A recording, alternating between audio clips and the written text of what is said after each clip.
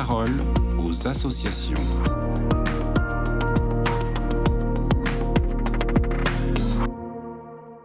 Bonjour à tous, bienvenue dans la parole aux associations. Aujourd'hui, je suis avec la Société de Saint-Vincent-de-Paul, une association qui lutte contre l'isolement depuis 1833.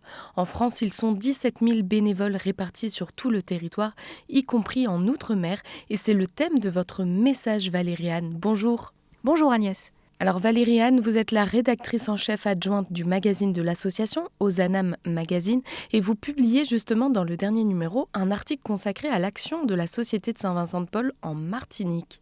Je vous propose de rencontrer Valérie Roseline, une mère célibataire dynamique qui est accompagnée par la Société de Saint-Vincent-de-Paul pour retrouver un emploi, tout ça grâce au programme Émergence et Maturité des familles. Un dispositif spécialement conçu pour aider les chômeurs pendant 2 ans, alors bien sûr pour retrouver un job, mais aussi, et peut-être surtout, pour retrouver confiance en soi et avancer avec plus d'autonomie dans la vie. Grâce à ce programme, Valérie Roseline, elle a obtenu un diplôme d'aide-soignante, mais le programme est beaucoup plus large que ça. Elle participe à des ateliers cuisine, de couture ou de bien-être et profite même de sorties culturelles. Alors justement, est-ce que les bénévoles proposent d'autres actions en Martinique ? Eh bien Agnès, ces bénévoles, ils font absolument tout ce que réalisent les bénévoles en métropole, mais en adaptant ça à leur territoire. Par exemple, un lieu sourire ouvrira bientôt ses portes, pas très loin de Fort-de-France, et il va ressembler exactement au café sourire déjà ouvert à Nancy ou à Bordeaux, avec une petite différence. On offrira plus un jus de goyave ou une tasse de chocolat qu'un café. Plus sérieusement, les 270 bénévoles martiniquais sont investis dans la visite à domicile, dans l'écoute, dans des vestiaires solidaires. Dans quelques jours même, il y a une camionnette aménagée spécialement qui partira sur les routes pour aider les personnes éloignées du numérique. Alors on le sait, la Martinique connaît une situation économique difficile.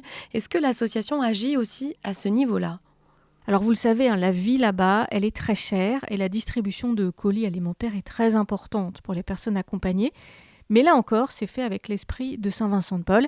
Il y a par exemple des ateliers cuisine pour apprendre à utiliser les denrées des colis ou bien des ateliers pour savoir gérer son budget. Et puis chaque distribution est l'occasion de rencontrer des gens et de prendre le temps de discuter. À Fort-de-France, j'ai croisé une dame qui s'appelle Jeanne Yvette qui m'a dit que ce qu'elle apprécie par-dessus tout, plus que le colis, eh bien c'est ce moment qui est disponible pour elle, pour l'écouter.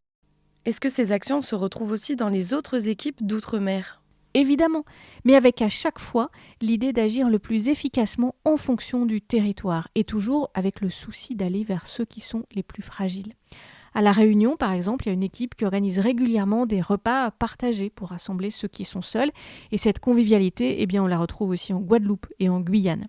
Alors l'association est aussi présente en Nouvelle-Calédonie et depuis peu à Mayotte, 2 îles, vous le savez, qui vivent des moments très difficiles après les émeutes en Nouvelle-Calédonie et le passage du cyclone.